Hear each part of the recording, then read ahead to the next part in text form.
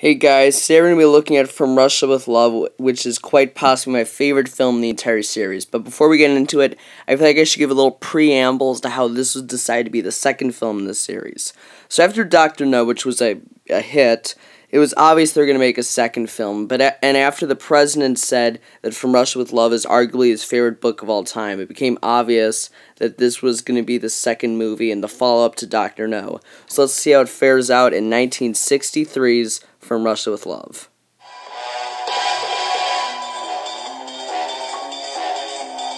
So after an awful score in Dr. No, John Barry's given the sole rights to do the score, which is, I'm so happy, because this music actually works for the gun barrel, and it sounds really cool, really nice, and leads into film very well.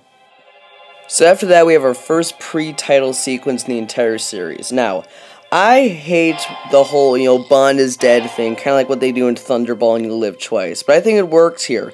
It sets up the fact that Spectre is still very pissed off that Bond killed Dr. No in the previous film, and I just think that these two actors sell it really well. It also shows that Red Grant can beat Bond even if it wasn't the actual guy, and it just sets up this whole, Spectre's the bad guy.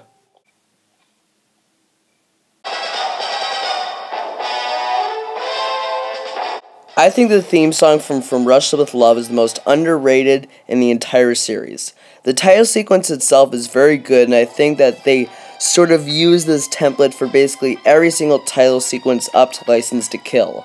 Although it makes the titles themselves illegible at times, it's still very cool and suits the film very well. The theme song is very well done, and although I think that the instrumental is better than the Matt Monroe's singing version, it's very good, and I'm glad they used just the instrumental here. Next we meet Kronstein, who is one of the main villains in the film and working for Spectre.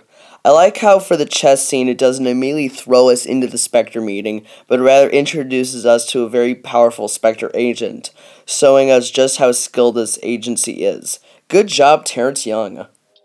Waits until the survivor is so exhausted that he cannot defend himself. And then, like Spectre, he strikes. So he strikes like thunderbolt.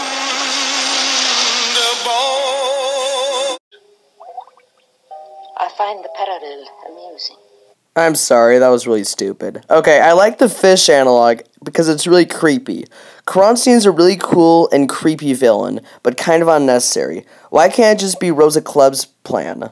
Basically, the plan is to have Bond steal the Lecter from the Russians, and then they're going to kill Bond and sell the Lecter back to Russia, killing Bond and embarrassing MI6 and earning money from Russia. Perfect plan, right? I just want to say this now. I know a lot of people say From Russia with Love is a prequel to Goldfinger, but I honestly think Dr. No is the prequel to From Russia with Love. Seriously, how does this movie in any way relate to Goldfinger? Hey, is that General Gogol? Anyway, here we get introduced to the main henchman of the film, Red Grant, played by Robert Shaw, who is arguably my favorite henchman in the entire series. I love how when she punches him, he's just such a badass. I mean, yes, he's meant to be the bad guy, but he's just so cool. Okay, I know this is major nitpicking, but when they walk into Spectre Island, they go just in, but when they zoom out, they're all the way back into the end of this row right here. But when they zoom back out, you get the same picture of them at the beginning of the entrance. I know that's major nitpicking, but, I mean, that's my job. We also meet the main Bond girl named Tatiana, but we also see that Rosa's kind of a lesbian. I know that's kind of a random thing and it's unnecessary, but I like it. And also shows that Bond can't win her over, if you will. I like how up till now they've laid out all this information in different scenes so it's easier for we as the audience to take it all in. I also like how they brought back Tiffany Case from Dr. No, but I'm happy this is the last film. She was meant to come back in every film, but it would have gotten annoying and just overall very repetitive. Bond was meant to ditch her in the first 5 films, and in the 6th film, she would have been the main girl in the, main Bond girl in the film, but I don't know, I just thought it would have gotten annoying and very repetitive. We also get return appearances from M and Moneypenny, but more importantly, we get Desmond Llewellyn, who plays Q for every film till this point, Up to the World is not enough, and he's just an amazing character. The Lecter from the previous scene is also brought up, but I love how they know it's a trap, but they go with it anyways because they're so desperate for a Lecter. I also like this reincarnation of Major Boothroyd as Q. Q's my favorite character, so I love how they gave him more of like a hip-hop role, I guess if you will. By hip-hop role, I mean someone who's not completely boring. I also like this suitcase, I guess, gadget, if you will, and I think it's one of the coolest gadgets in the entire series. It's innovative, but cool. Hey, isn't that airport scene, doesn't that look like a mirror image from the previous film? Bond is sent to meet Karen Bey, who is the MI6 contact in Istanbul, and is picked up by his son. I love how Robert Shaw is following everyone around in this film. It's a little overdone, but I like it. I also like how Bond and Karen Bey's son have this discussion about how they're being followed, but Karen Bey's son basically says, yes, they follow us, but we follow them. I love how it adds this whole spy thing to it. We also meet Karen Bey here as probably the most likable male ally who's not Felix Leiter till Tidbit in A View to a Kill. He's just a really cool character and has a great chemistry with Connery. Bond arrives at his hotel where he looks for a microphone to see if anyone's recording his conversations.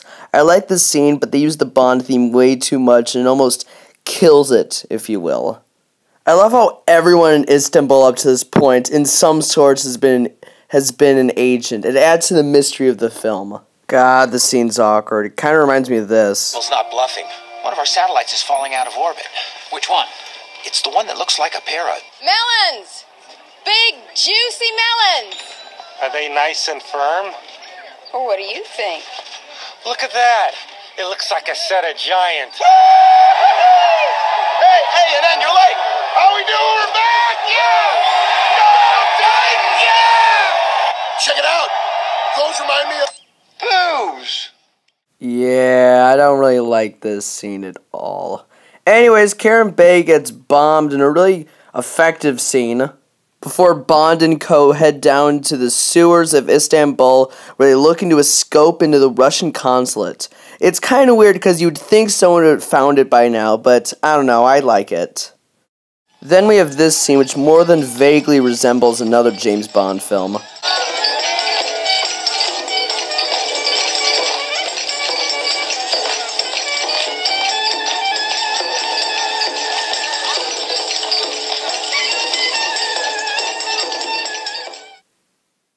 Anyway, yeah, Bond and Karen Bey, for some reason at a gypsy camp, where a fight between two girls breaks out. It's fine and all, but it's so long. I wish they had edited it down a tad. I mean, seriously, why should I care who wins this fight? It's not like it matters at all, and if you cut this scene out, I don't think you would miss anything from this movie at all. Anyway, Krylenko from the Russian consulate and his men come to attack the gypsy camp, and Red Grant saves Bond from death because he wants to make sure Bond gets the Lecter to kill him later in the film. Bond saves the head of the gypsy camp and decides who wins the gypsy girls fight. Again, who cares? Anyway, Bond goes back to his hotel room where he meets Tatiana and promptly shags her. For some reason, Rosa Klebb is watching behind so he can blackmail them, and for some reason it looks like she's actually enjoying it, which is kind of creepy. Later, though, Bond is meant to get plans from her, and I don't understand why she didn't give it to him now. It seems like the best time, and it's not like Spectre would know that she's giving him the plans right then and there. It doesn't make any sense to me, and I think it's a big plot hole in this movie. Anyway, Bond and Karen Bey go to kill Krylenko in a scene that is way too long and riddled with product placement, but it's a really cool scene, and I enjoy it. So Bond and co. go to a church and get the plans which Tatiana could have just given Bond earlier, and Red Grant does some cleanup work before Tatiana tells Bond as to where the Lecter exactly is in the Russian consulate. As Bond and Tatiana are going over the plans for the Lecter, I love this scene right here. Moneypenny's little lifts and giggles are really funny, and they all sell the scene very well. Now all I have to do is to tell the girl the date. The 13th. The 14th. Although this whole scene right here is really funny, why is Bond so superstitious?